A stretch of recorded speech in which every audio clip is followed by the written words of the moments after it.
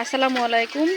মুনি রান্নাঘরে আপনাদের সবাইকে স্বাগতম। আজকে আমি আরেকটি নতুন রান্নার রেসিপি নিয়ে উপস্থিত হয়েছি। আজকে আমরা আমার বাবার বাসায় এসেছি, আমরা পিকনিক খাচ্ছি। আজকে আমার ছোট ভাই এই রান্নাটা করছে, হাঁসের মাংস রান্না হচ্ছে। প্রথমে পাতিলটা দিয়ে তেল দিয়ে পেঁয়াজটা দিয়ে দিয়েছি, পাশে ডিম ভেজে রেখেছি, দেখে বুঝতেই পাচ্ছেন। ডিম দিয়ে হাঁসের মাংস দিয়ে আজকে আমরা পিকনিক খাবো।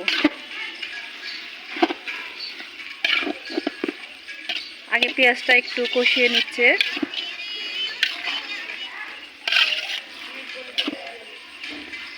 পেঁয়াজটা নরম হয়ে আসলে এরপরে একটু লবণ দিবে। আমরা কিছুক্ষণ পর ফিরে আসছি।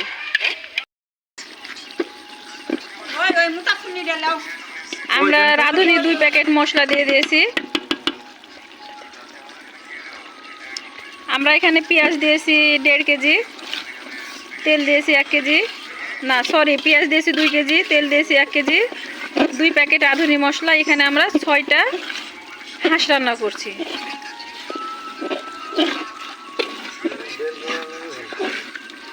আমরা এখনো হলুদ, লবণ, মরিচের গুঁড়া দিইনি, পরে দিব, কিন্তু রাঁধুনি মশলাটা দিয়ে দিয়েছি।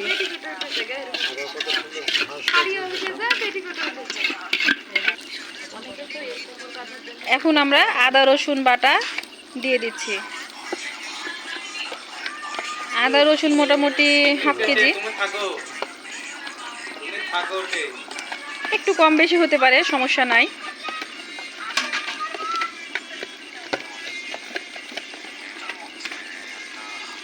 আমার ছোট ভাইটা খুব ভালো হাঁসের মাংস রান্না করে। আমরা বাড়িতে আসলে প্রায় মাংস খাই। এখানে আমাদের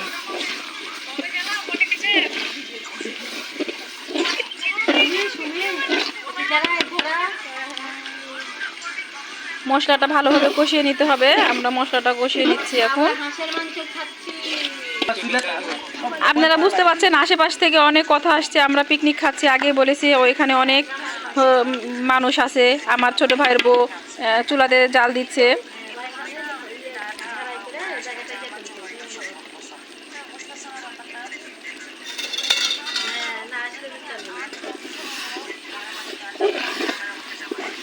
মাঝে মধ্যে নাড়াচাড়া করতে হবে, নাহলে কিন্তু মশলাটা ধরে যাবে।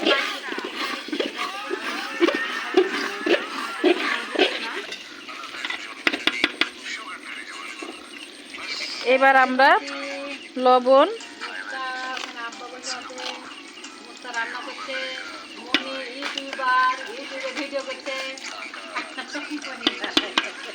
লবণ দিয়ে দিলাম।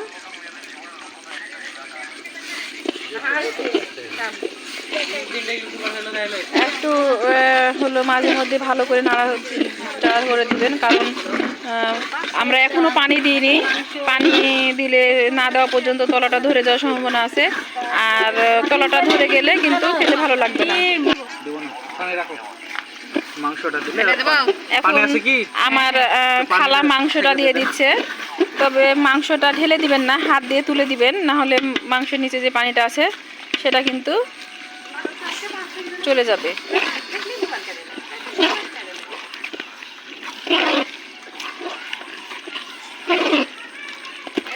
মাংসটা দিতে হবে আর ভালোভাবে নাড়াচাড়া করতে হবে, যেহেতু এখানে অনেক পেঁয়াজ দেওয়া আছে, নাহলে কিন্তু তলাটা ধরে যাবে।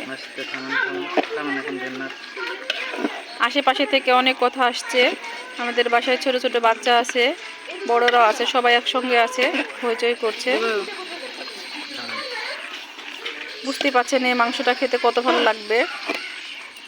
অনেকে রান্না একসঙ্গে রান্না করলে রান্নাটা খুব মজার হয়।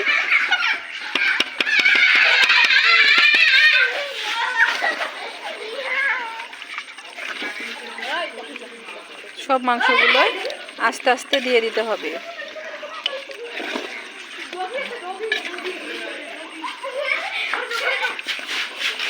এভাবে আস্তে আস্তে এভাবে ভালোভাবে নাড়াচাড়া করে নেবেন।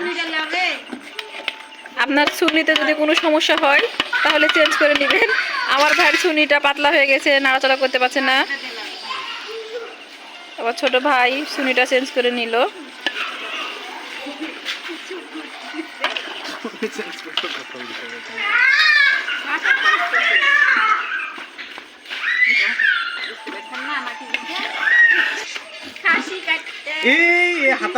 তলাটা ধরার সম্ভাবনা আছে, সেজন্য সামান্য একটু পানি দিয়ে দিল।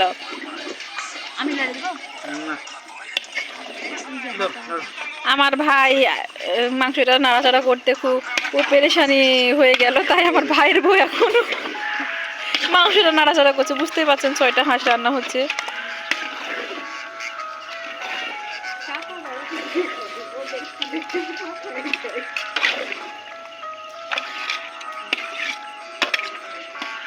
দেখেন মাঝে মধ্যেই কিন্তু নাড়াচাড়া করে দিতে হবে, নাহলে কিন্তু মাংসের তলাটা ধরে যাবে।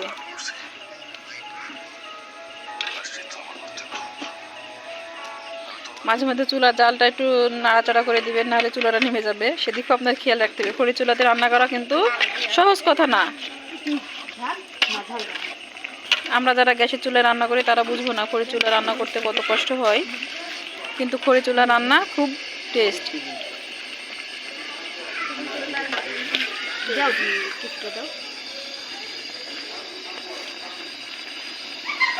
এবার মরিচের গুঁড়া দিয়ে দিচ্ছে। আমরা যেহেতু এখানে পিকনিক খাচ্ছি, আমাদের এখানে কোনো মাপা জোগার সিস্টেম নাই। এটা আন্দাজ মতো আপনাকে সব কিছু দিতে হবে, তবে ঝাল লবণটা আপনার যারা খাবে তাদের স্বাদ মতো। আবারও ভালোভাবে নাড়াচাড়া করে দিচ্ছে।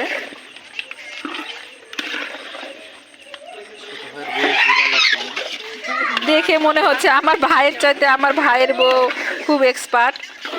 আমার ভাই মাংসটা নাড়াচাড়া করতে আলে গেল, কিন্তু আমার ভাইয়ের বউ খুব সুন্দর করে মাংসটা নাড়াচাড়া করে দিছে। দেখেন একটু পর পর কিন্তু মাংসটা নেড়ে দিচ্ছে, আপনারা বুঝতে পারছেন।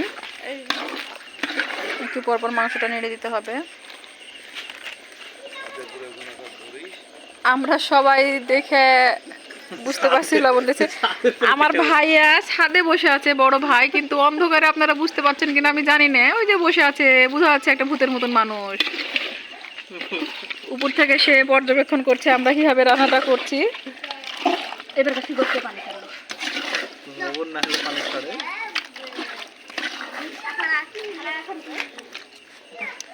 লবণ দেওয়ার পরে এখন মাংসটাতে পানি ছেড়ে দিয়েছে। এখন দেখে বুঝতে পারছেন। দেখেন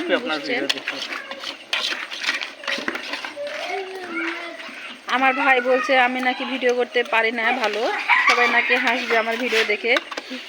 আপনারা আপনাদের মতামত একটু জানিয়েন কেমন লাগছে।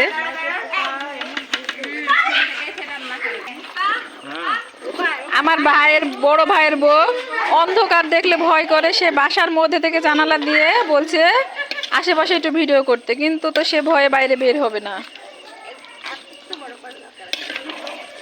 আমরা কিন্তু মাংসটা নাড়াচাড়া করছি, মাঝে মধ্যে মাংসটা নাড়াচাড়া করে দিচ্ছি। সব ফ্লেভার দেখেন আমাদের মাংসটা এখনো কষানো হয়নি, কিন্তু লবণ দেওয়ার জন্য মাংসটা পানি ছেড়ে দিয়েছে।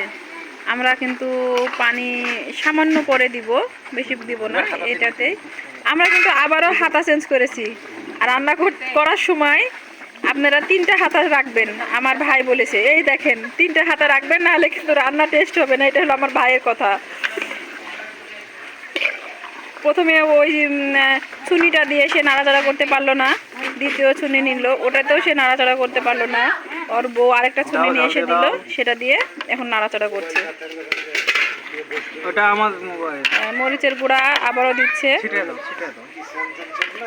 চারদিকে একটু ছিটিয়ে দিচ্ছে, দিয়ে আবারও ভালোভাবে নাড়াচাড়া করে দিচ্ছে।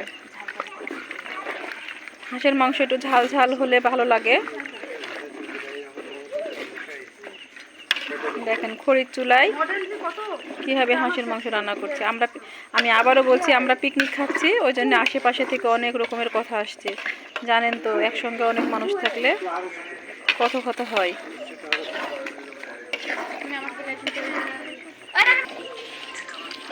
এই দেখেন মাংসটা এইভাবে কিন্তু নাড়াচাড়া করতে হবে। আরে এখন না, যখন দৌড় পারবো। আমার ভাই বলছে কি টাকাটা সে খরচ করেছে, এখন টাকাটা আমাদের সবার কাছ থেকে নিয়ে মাংসের হাঁড়িটা দিয়ে দৌড় মারবে। ওর বউকে একদিকে আর ওই একদিকে ধরে আর কিছু বলবো না, সবই যদি ভাইরাল হয়ে যায় তাহলে তো সমস্যা। আইটু ভুনে কর। 123 টাকা 95 পয়সা। কি জ্বালা পড়িছি রে ভাই। এবার আমরা জিরার গুঁড়া দিয়ে দিচ্ছি, জিরার গুঁড়া দিয়ে দিচ্ছি। মানে যেখানে রান্না দেখবে শুরু হয়নি। আমার বেটা ঘুমা গেল। এবার ঘুমাইছে। মাংসটা দেখে বুঝতে পারছেন মাংস কতগুলো ছিল, কমে গেছে, অনেকখানি কমে গেছে। আমাদের মাংসটা প্রায় হয়ে এসেছে, সব মশলা দেওয়া হয়ে গেছে। এবার লবণটা চেক করার পালা। আমাদের মাংসটা হয়ে এসেছে, আমার মোবাইলে এসে দাও। আমরা কিছুক্ষণের মধ্যে মাংসটা নামিয়ে নিব। জি না, নামাচ্ছি না। আমার ভাই আবার বলছে যে নামাচ্ছি না, সারা রাত কিন্তু থাকবে। আমি ভাবছি মাংসটা অনেকখানি। নাটক করছি। আমার মাংসটা রান্না শেষ, এখন আমরা এটা চুলা থেকে নামিয়ে নিব। আমাদের মাংসটা রান্না শেষ হয়ে গেছে। এই দেখেন আমাদের মাংসটা রান্না শেষ, এখানে আমরা নামিয়ে নেব। আমার চ্যানেলটি যারা নতুন দেখছেন এখনো সাবস্ক্রাইব করেননি, তারা আমার চ্যানেলটি সাবস্ক্রাইব করবেন। আজকের মতো এখান থেকে আমি বিদায় নিচ্ছি। আসসালামু আলাইকুম। তরকারি একটা দিয়ে দাঁড়াও মা প্লেট আনতে গেছে।